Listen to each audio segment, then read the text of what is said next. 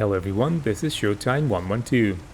When Japan attacked Pearl Harbor on 7 December 1941, this was just a part of a much larger expansion campaign. Various other locations were attacked at about the same time, including islands such as Guam and Wake. Wake Island, or rather Wake Atoll, is located about 2,300 miles or 3,700 kilometers west of Honolulu. Its land surface is only about 7 square kilometers. The USA formally claimed it in 1899, and as the possibility of war with Japan became likely in early 1941, Americans decided to reinforce this potentially important location. By the autumn of that year, there were over 1,200 civilian construction workers engaged in building various facilities. Military forces included one Marine Defense Battalion with nearly 400 men, plus smaller Navy and Army contingents.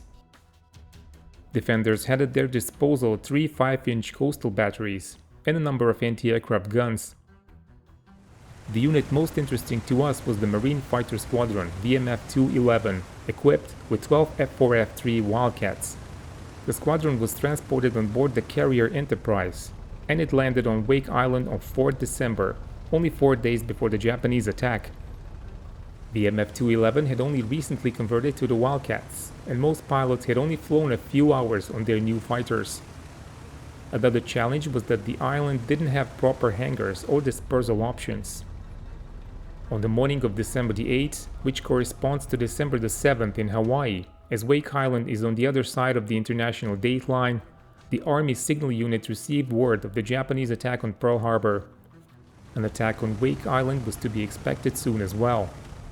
An early Wildcat patrol led by the squadron CEO, Major Paul Putnam, had just landed when the news came in, and 2 flights of 2 Wildcats were immediately launched to patrol over the island.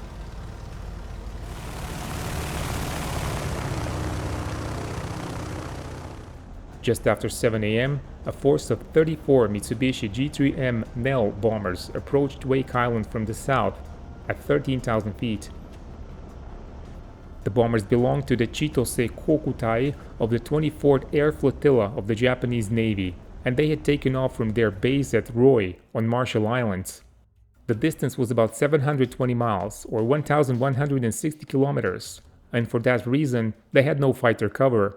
This video is sponsored by Private Internet Access VPN. As someone whose Google account has recently been hacked, I understand the need for internet safety. A great way to make your online activity safer is to use a virtual private network which hides your IP address and safeguards your internet connection through an encrypted tunnel. Hackers, governments, or anyone else will have a hard time trying to access your personal information or online activity log. If you like to watch movies, TV shows, or sports on streaming platforms, you probably know that you can only access a part of their content based on your geographical location. PIA VPN can again help you, and you will be able to access any content you like by simply changing your virtual location to another country. I recently watched the classic comedy Smokey and the Bandit, which isn't available on Netflix in my country, but a simple PIA VPN connection to a US-based server made it instantly accessible. Why I choose PIA VPN among other providers? It's available on any platform you might use. They have a no-logs policy, which they have proven multiple times in court, and which has been verified by a third-party audit. PIA works with all major streaming services, and it's one of a few providers which supports peer-to-peer file sharing. They have servers in 91 countries. Signing up is risk-free as they offer a 30 days money-back guarantee.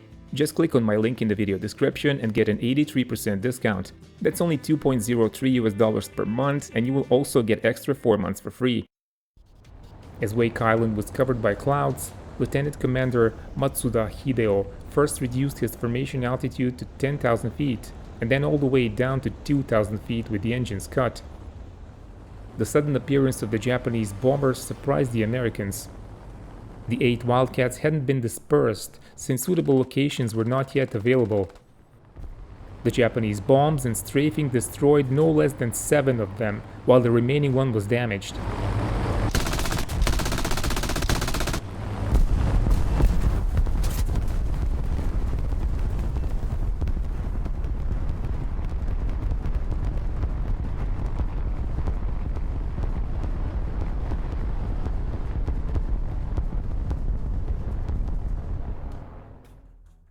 Anti-aircraft fire damaged 8 Japanese bombers with 1 aircrew killed, but no aircraft was shot down. Wildcat combat air patrols only briefly spotted the enemy formation as they were retreating. The attack was devastating. Almost all of the Wildcats that were on the ground during the attack were destroyed. 3 pilots and 23 ground crew were killed, along with 26 civilians. The squadron also lost most of their tools and spare parts, and it was now down to only 4 operational airplanes.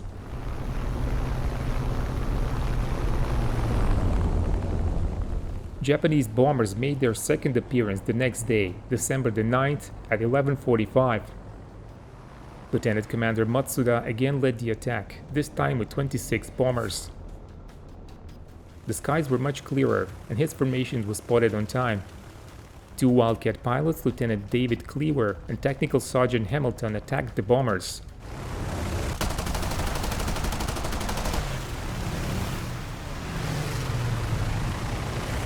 They claimed 1 shot down, but then had to abort their attack as they came in range of Marine anti-aircraft guns.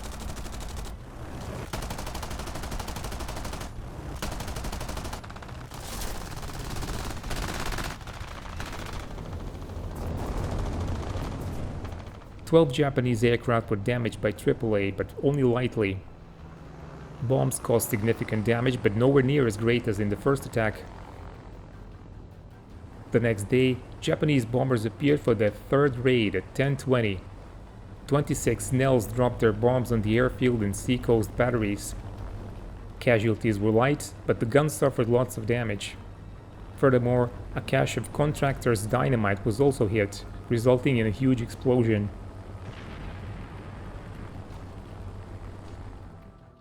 A Wildcat pilot, Captain Henry Elrod, single-handedly attacked the retreating formation.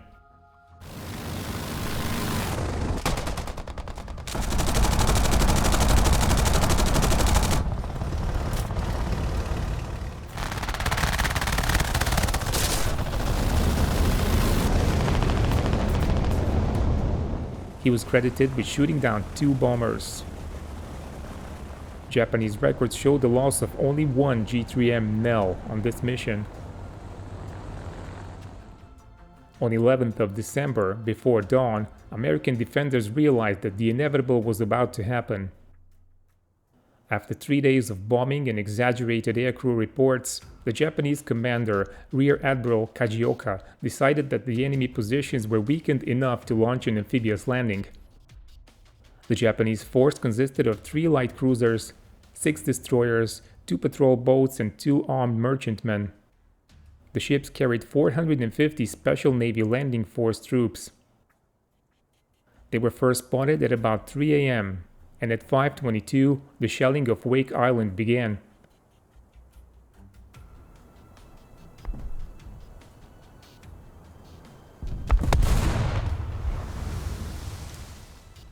Four Wildcats armed with 2 100-pound bombs each had taken off just minutes before. They climbed to 12,000 feet and waited for their turn to attack the invaders. The 5-inch coastal batteries allowed the Japanese ships to approach to about 4,000 yards, or about 3,600 meters, and then opened fire. Several Japanese ships were hit, and 1 destroyer, Hayate, exploded, and immediately sank with no survivors.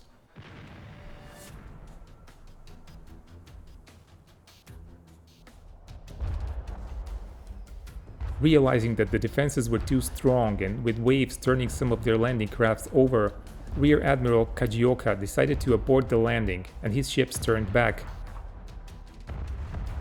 But this was not yet the end of suffering for the Japanese.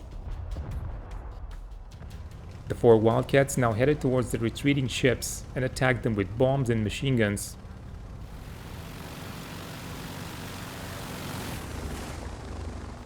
Captains Elrod and Tharin selected the destroyer Kisaragi as their target.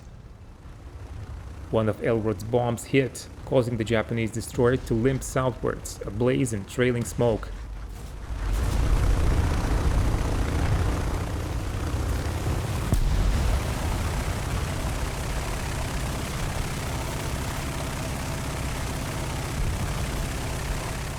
However, Elrod's airplane was damaged in the attack, and he eventually crash-landed back at Wake.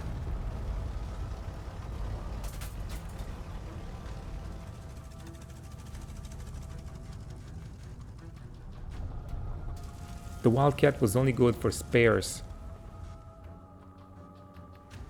In the meantime, the remaining Wildcats attacked cruisers Tenryu and Tetsuta, causing some damage.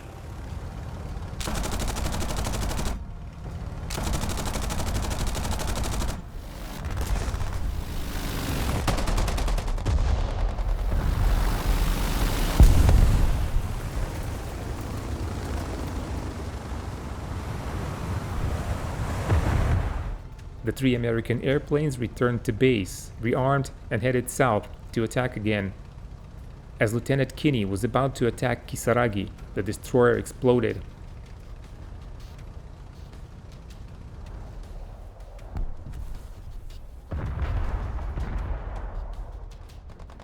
The cause was probably the ship's load of depth charges.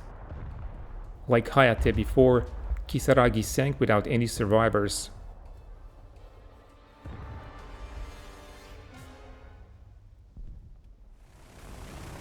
Technical Sergeant Hamilton attacked one of the transport ships, causing damage, but his Wildcat was in return hit by AAA.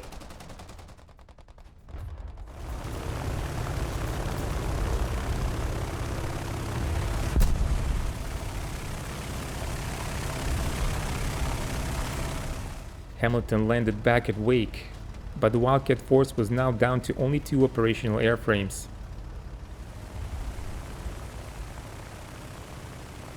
Wildcats dropped 20 bombs on Japanese ships, achieving 8 hits. They also expended 20,000 rounds of machine gun ammo. According to multiple sources, this was the only case in the entire Pacific campaign that an amphibious assault was successfully repelled. But the Japanese were not giving up. They kept attacking Wake Island and eventually returned with a much stronger force. You can find the details about it in the second part, which is coming out soon. Let me thank PIA VPN for sponsoring this video. Click on my link to grab an 83% discount plus extra 4 months for free with a 30 days money back guarantee. Thank you for your time and keep watching Showtime 112.